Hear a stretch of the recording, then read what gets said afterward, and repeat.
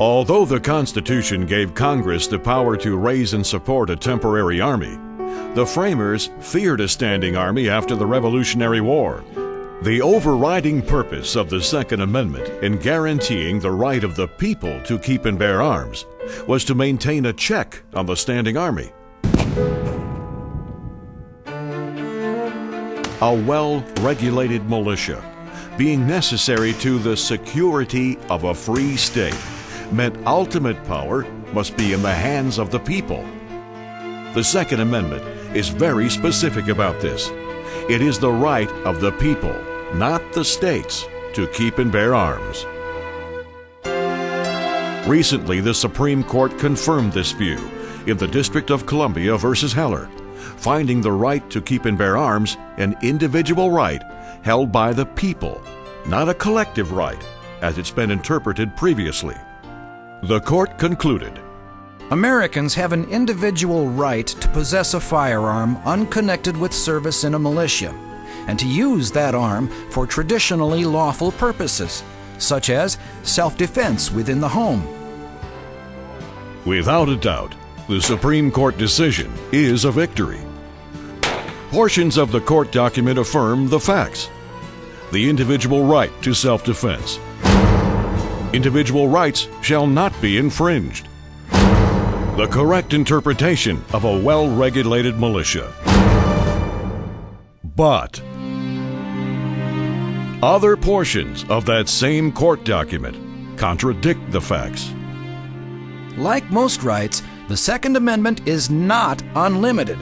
It is not a right to keep and carry any weapon whatsoever, in any manner whatsoever, and for whatever purpose.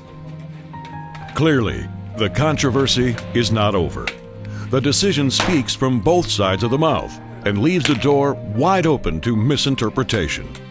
I think it opens it up for all kinds of regulations and registrations of guns that I think do not bode well for the future of the Second Amendment. Lower courts are likely to interpret the doublespeak and uphold prohibitions on carrying concealed weapons. Lower courts are likely to interpret the doublespeak and uphold laws imposing conditions and restrictions on the sale of firearms. Lower courts are likely to interpret the doublespeak and uphold bans on dangerous and unusual weapons, which could include any weapon the court wants it to be. The debate over the Second Amendment is far from over.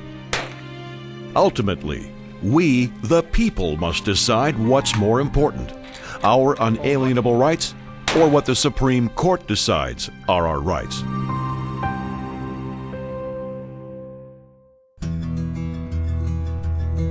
So what is it every American should know? Gun control laws have been in existence for hundreds of years. Gun control infringes on individual rights that have been in existence for thousands of years. Gun control is necessary when one group of people wants to control or dominate another group of people. Gun control is usually popularized by myth. You know, we constantly hear these myths about gun control out there. There's a myth that gun control saves lives. I'm a perfect example of the fact that that isn't true. There's a myth that we'd be safer with fewer guns. We have to have guns in the right hands. There's a myth that countries with gun control laws have lower crime. There's a myth that carrying concealed weapons leads to higher crime and accident rates. It's not true. And registering guns, in my opinion, it's always the precursor to confiscation, which means that I can't protect myself or my family. There is much evidence that proves more guns in the hands of more law-abiding citizens actually deters crime and lowers the homicide rate. Registering guns does little to keep guns out of the hands of criminals. Many cities with the strictest gun control laws often have the highest crime rate per capita. When criminals have guns and law-abiding citizens are disarmed, who are the gun control laws really protecting? It's about rights, and as long as you are exercising your right in a responsible manner, I don't think we should be placing regulations upon how you exercise that right.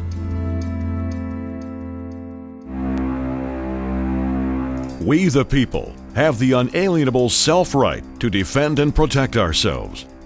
We the people have the unalienable individual right to pick up arms to secure a free state. We the people have the unalienable right to possess and own any weapon we choose. From muskets to military-style weapons, the Second Amendment protects that right. One of the great things about the ability to keep and bear arms is that ultimately, as long as we have that ability, ultimately the people will have the power and make the decisions. U and 2A. Good for the USA.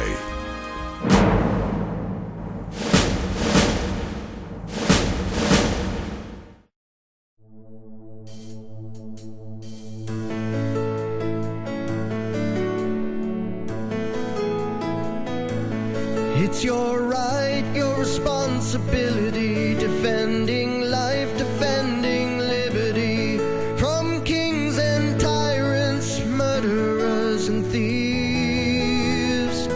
So spread the word till all have heard, one guarantee will keep us free. They put quill to parchment so we'd understand. Keep the power in the people's hands. A well-regulated militia being necessary to the security of a free state, the right of the people to keep and bear arms shall not be infringed.